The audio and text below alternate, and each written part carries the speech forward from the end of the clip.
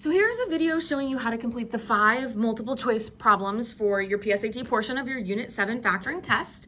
You can fast forward through the video to whatever problems you want to see, but do remember on the retake, you will have to complete all of them. So if there was one that you got correct by guessing, right, you're probably going to want to make sure you watch the video in its entirety so that you can get it correct on the retake. So number 1 is a little bit sneaky. Right, this doesn't really truly look like that form ax squared plus bx plus c, right? We still have this other variable happening, but we're still going to take advantage of that process that we know and see if we can force it to work in this situation. So I'm going to take 4 times 25, which gives me 100. And then just like we normally do, I'm going to start listing my factors of 100. Right, you can go down this entire list. Eventually, right, we'll get down to 10 and 10. And that is our pair that adds up to 20.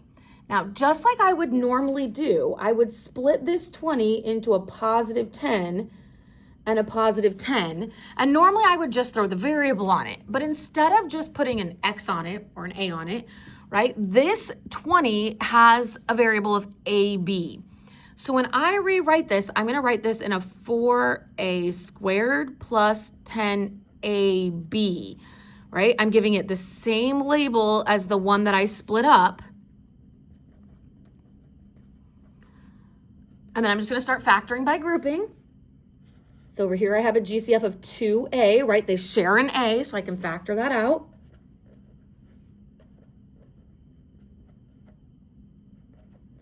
My A's cancel, but that B is still left over when I divide that out. Right, on the right-hand side, they share a B in common, so I can pull out a 5B.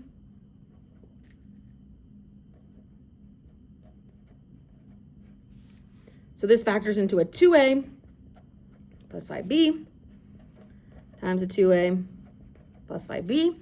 So I'm looking for one of these. They're the same, right? But I'm looking for one of these in my multiple choice option, and so there's my 2A plus 5B. Okay, if I look at number 2, number 2 says which expression is equivalent to, right? Then we're given a polynomial. So when we look at this one, right, we have a couple options. Our first option is that we could just look at the multiple choice answers and we could start distributing. So I could say 23x times x squared is 23x to the third. And then I could say 23x times 2x, ooh, that gives me 46x squared, which is not my middle term, right? So I know it's not A. So you could go down the list and do that for all 4 multiple choice options. Your other option is that you can see, okay, this has a GCF factored out. So I'm going to factor out over here. These all have an X in common. So I'm going to factor out a GCF of X.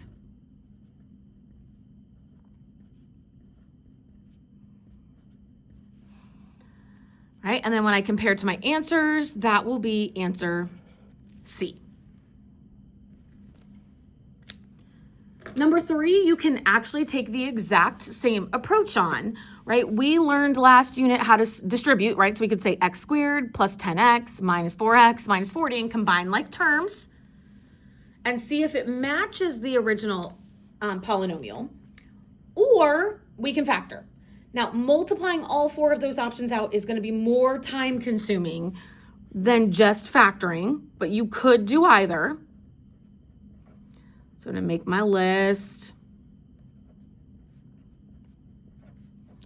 Right? I need my set that adds up to positive 3. This is a negative 40, right? I need to consider that negative, but I need it to add up to positive 3. So my larger number has to be positive.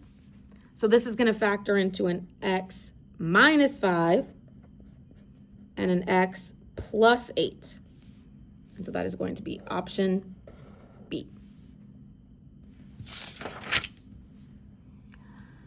Okay, option C, we need to look at the entire problem, which, I mean, we should always be looking at the entire problem, right? This says which expression is equivalent to. Now, if I did not see this multiple choice portion here and I just saw this, I might just start factoring. And if I were to just start factoring, I would factor out a GCF. But when I look at these multiple choice options, I don't see a multiple choice option with a GCF. All I see are options that look like special cases. Okay, and so that's what's gonna really help me focus in on, okay, I need to be considering this as a special case. Now, I know that 256 is 16 times 16, and I know that I can take half of the exponent, but you might not all know that. So if you're using, remember, if you're using your Desmos calculator or a handheld calculator, right, what you're really doing is taking the square root of the number. So you could do the square root of 256, which gives you 16, right? And then do the square root of 676, which gives you 26. Now remember, be very careful because we do not want two subtraction signs. We want one with subtraction and one with addition. So we would want option D. Okay, then our next one says if, right, we have the 3x plus a and x plus b is equivalent to the given expression, what is the value of a minus b? And we've seen this in Bell work before, right, where we need to factor to make it match this format. Okay, so I need to start factoring this problem. So I'm going to take 3 times 21, right, which will give me a 63. I'll write that down here, I guess. And I'll start making my list. Right, 1 and 63, 2 and nothing.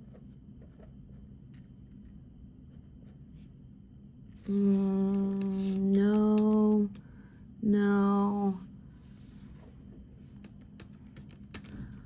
So we get 7 and 9. Right, 4, 5, 6, none of those work. So we get down to 7 and 9, which is our set that will add up to 16. Right, so this will then factor, or we split it into a 3x squared plus a 7x plus a 9x plus a 21, and we'll factor by grouping.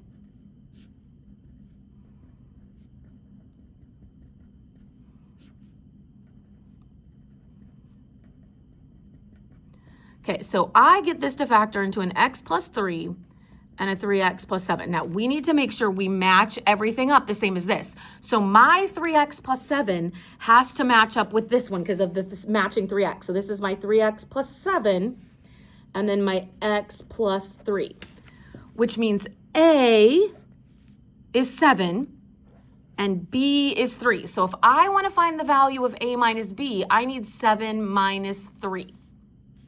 Which would give us 4, which is C.